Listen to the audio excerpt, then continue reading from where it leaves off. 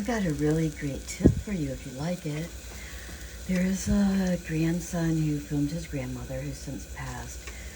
She gives all types of great tips, everything from cleaning to cooking, from her years going through after the war and depression.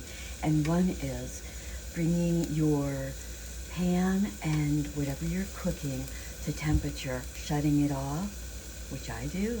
I've saved a ton, I've noticed it. I've been doing this for several years now. And one day my chosen daughter Sarah goes, I've been watching this woman. And I'm like, what?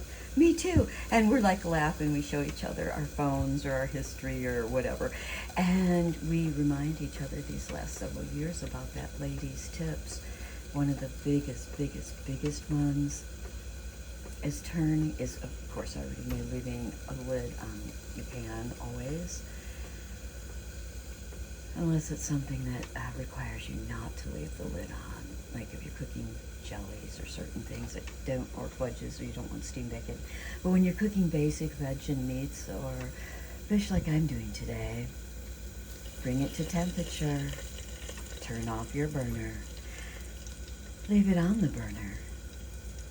You'll be surprised. It'll make a massive dent if you cook every day like I do, or almost every day, or several times a day, every day, through eternity.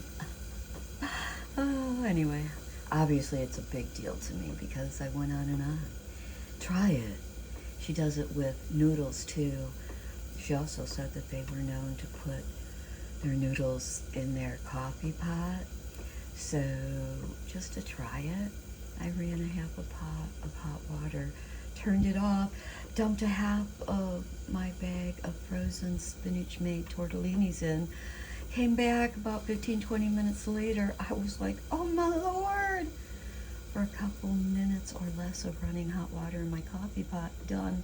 And then I remembered all my friends who lived up in Little, and even me in the day when I moved to Las Vegas when I was a few weeks into 19, a little plug-in, kind of like a coffee pot, but just heated water, and we lived off in cup of soup and noodles and little eggs, not completely cooked, so it was a good thing I don't mind yolk.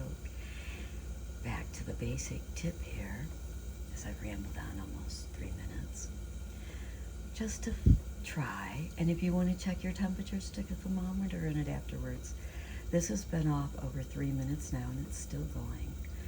I cut my cooking time by about 75% by doing this. Enjoy.